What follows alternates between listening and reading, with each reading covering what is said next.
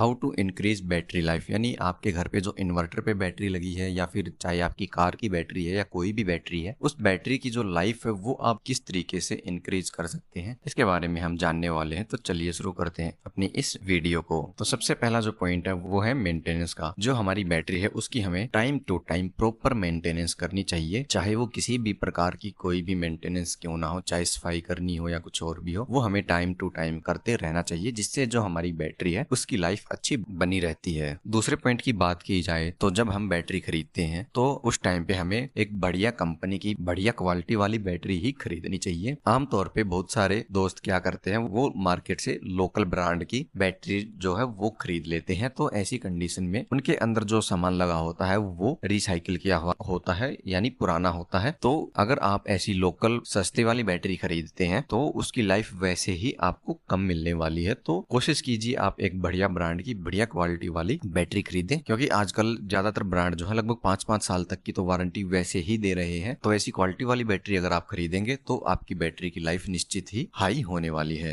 अगले पॉइंट की बात की जाए तो जो आपकी बैटरी है आपको उसकी टाइम टू टाइम क्लीनिंग करते रहना चाहिए। आपने देखा होगा आपके घर पे भी जो इन्वर्टर की बैटरी लगी हुई है उस पे बहुत सारी धूल मिट्टी जम जाती है। तो आपको हर 2-4 महीने में कम से कम एक बार उन बैटरियों को खोल के उनकी अच्छे तरीके से सफाई करनी चाहिए, जिससे जो ये धूल मिट्टी है वो बैटरी के अंदर जाने से बचेगी और इसके कारण जो हमारी बैटरी की लाइफ है वो अच्छी बनी रहेगी। अगला पॉइंट जो है, आपने बैटरी के टर्मिनल देखे होंगे, बहुत बार इन बैटरी के टर्मिनल के ऊपर कार्बन जम जाता है। तो आपको इसके टर्मिनल को ओपन करके, यानी इसके टर्मिनल पे जो तार लगे होते हैं उनको खोल के इसकी अच्छे तरीके से सफाई करनी चाहिए। हो सके तो आप गर्म पानी करके उस गर्म पानी से पूरी बैटरी के साथ साथ इन टर्मिनल की भी सफाई करें और अच्छी तरीके से इन पे से कार्बन हटाने के बाद अपनी तार को लगा के यहाँ पे जो नट बोल्ट है उनको टाइट कर दें और उसके बाद उनके ऊपर पेट्रोलियम जेली लगा दें, जिससे इनके ऊपर फिर से कार्बन जमने की जो समस्या है वो हमें नहीं देखने को मिलेगी। अब यहाँ पे भी बहुत सारे लोग गलती करते हैं, वो क्या करते हैं, वो यहाँ पे पेट्रोलियम जेली की जगह ग्रीस का इस्तेमाल कर लेते हैं। इसे ग्रीस का इस्तेमाल करना कोई गलत बात नहीं है, वो भी हमारे इन टर्मिनल के ऊपर कोरोजन होने से रोकेगा, यानी जंग लगने से रोकेगा। लेकिन उसका ये नुकसान है कि जो धूल मिट्टी बैटरी के ऊपर जमती है और आसपास उड़ती है, ये ग्रीस उस धूल मिट्टी को खींच लेता है और वो सारी मिट्टी इस ग्रीस में मिल जाती है, जिससे थोड़ी समय बाद ये जो ग्रीस है वो अपनी प्रॉपर्टी खो देता है और ये मिट्टी एकदम से टाइट होकर हमारे टर्मिनल को जकड़ लेती है। तो ऐसे में अगर आप ग्रीस की जगह पेट्रोलियम जेली का यूज करेंगे तो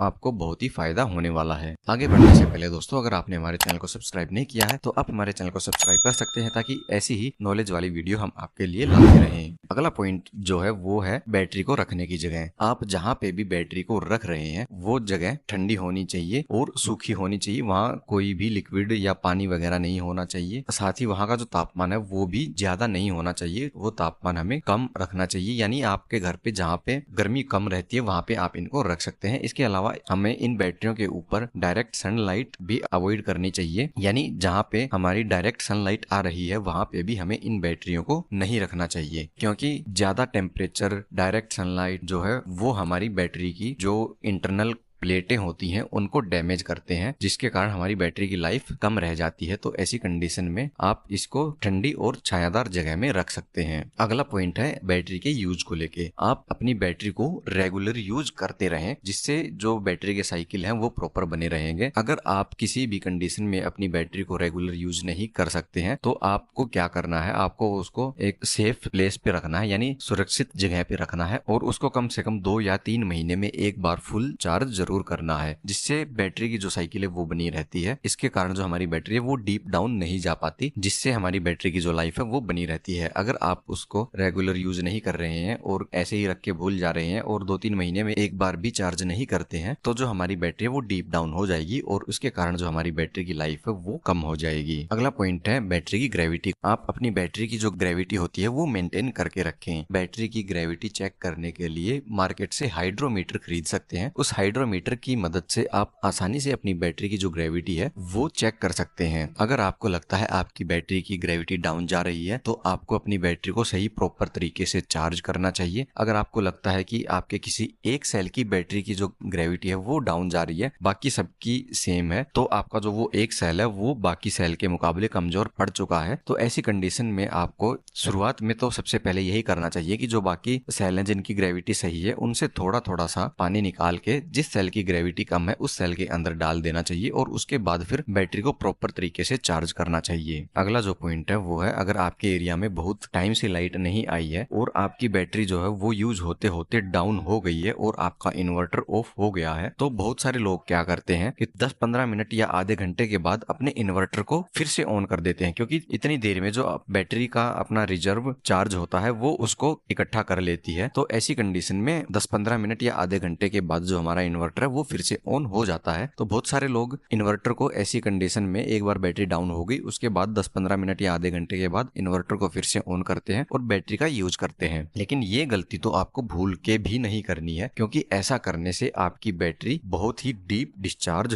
हो जाएगी। ये जो बैटरी का रिजर्व चार्ज है वो चार्ज भी बैटरी का डाउन हो जाएगा। तो ऐसी कंडीशन में आप उसको चार्ज करेंगे तो वो फुल चार्ज दिखा देगा और उसके बाद अगर आप फिर से इस बैटरी को यूज करेंगे तो आपकी बैटरी सिर्फ आधे या 1 घंटे का ही बैकअप देने वाली है, उसके बाद वो कभी भी सही नहीं होने वाली। इसके बाद इसको अगर आपको सही करना होगा तो बाहर कहीं दुकान पे ले जाके इसको एक्सटर्नल चार्जर से चार्ज करवाना होगा, उसके बाद ही जो हमारी बैटरी होती है वो सही से चार्ज हो पाती है। तो आपको ये गलती भूल के भी नहीं करनी है कि अगर आपकी बैटरी डाउन होने के बाद इन्वर्टर बंद हो गया है तो आपको उसे भूल के भी ऑन नहीं करना है जब तक आपकी बैटरी फुल चार्ज ना हो जाए। अगला पॉइंट भी चार्जिंग को लेके है, आप अपनी बैटरी को ओवर चार्ज बिल्कुल भी ना करें। वैसे आजकल जो इन्वर्टर आते हैं उनमें ये फंक्शन आपको देखने को मिलेगा कि जब आपकी बैटरी जो है वो चार्ज हो गई है तो ये चार्जिंग को ऑटोमेटिक ही कट ऑफ कर देता है। तो ऐसी कंडीशन में आपको घबराने वाली कोई बात नहीं है। लेकिन अगर आपके घर पे कोई पुरानी टेक्नोलॉजी वाला इन्वर्टर है या कोई एक्सटर्नल चार्जर है जिसमें आपको ऑटो कट ऑफ वाला सिस्टम देखने को ही नहीं मिलता है, तो वहां पे आपको ध्यान रखना है कि आप यहाँ पे बैटरी को ओवरचार्ज ना करने पाए। अगर आप अपनी बैटरी को ओवरचार्ज करते हैं तो आपकी बैटरी की जो प्लेटें होती हैं वो डैमेज हो जाएंगी, जिससे आपकी जो बैटरी की लाइफ है वो बहुत ही कम हो जाएगी। तो ऐसे में आपको ओवरचार्जिंग भी अवॉइड करनी चाहिए। अगले पॉइंट की बात की जाए तो ये भी चार्जिंग से जुड़ा है। आप अपनी बैटरी को हाई करंट के साथ कभी भी चार्ज ना करें। आप अपनी बैटरी को जब भी चार्ज कर रहे हैं तो आपका इन्वर्टर जो बैटरी को करंट प्रोवाइड कर रहा है वो बैटरी की रेटिंग का 10 से 15% तक ही होना चाहिए। उससे ज्यादा करंट से अगर आप अपनी बैटरी को चार्ज करेंगे तो आपकी बैटरी डैमेज होना शुरू हो जाएगी, जिससे उसकी लाइफ जो है वो कम हो जाएगी। अब मान लीजिए आपने अपने घर पे इन्वर्टर लगा रखा है, उस पे एक बैटरी लगी है जो कि 150 AH की है। तो ऐसी कंडीशन में आपके इन्वर्टर का जो चार्जिंग करंट है वो 15 से लेके 20 एम्पियर तक ही ज्यादा से ज्यादा होना चाहिए। अगर 15 या 20 एम्पियर से ज्यादा करंट के साथ आपका इन्वर्टर बैटरी को चार्ज कर रहा है तो आपकी बैटरी की लाइफ बहुत ही जल्दी खत्म हो जाने वाली है। तो आपको इस चीज का भी ध्यान रखना होगा। अगर आप इलेक्ट्रिकल के बारे में बहुत कुछ सीखना चाहते हैं, आप MST के बारे में सीखना चाहते हैं, आप इलेक्ट्रिशियन के बारे में सीखना चाहते हैं, या आप DG ऑपरेटर के बारे में सीखना चाहते हैं, या फिर आप कहीं फैसिलिटी मैनेजमेंट में जॉब करते हैं जहाँ पे इलेक्ट्रिशियन, MST और इंजीनियर का आप काम कर रहे हैं, तो इन सब का काम सीखने के लिए हमने आप सभी के लिए कुछ ई बुक बनाई है। इन ई बुक की मदद से आप बहुत कुछ सीख सकते हैं। ये ई बुक बहुत ही कम कीमत पे आपको हमारी वेबसाइट से मिल जाएंगी। अगर आप इलेक्ट्रिकल और फैसिलिटी में काम आने वाली चीजों के बारे में सीखना चाहते हैं तो हमारी इन ई बुक को खरीद सकते हैं। इन ई बुक को खरीदने के लिए आप हमारे डिस्क्रिप्शन में दिए गए लिंक पे क्लिक कर सकते हैं। इसके अलावा हमारे व्हाट्सएप नंबर पे भी हमसे कॉन्टेक्ट कर सकते हैं। वीडियो अगर आपको पसंद आई है तो आप इसको लाइक कर सकते हैं, कमेंट कर सकते हैं और अपने दोस्तों के साथ भी शेयर कर सकते हैं। इसके अलावा अगर आप इलेक्ट्रिकल की और भी जानकारी चाहते हैं तो इसके लिए आप हमारी लेफ्ट वाली और राइट वाली दोनों वीडियो देख सकते हैं।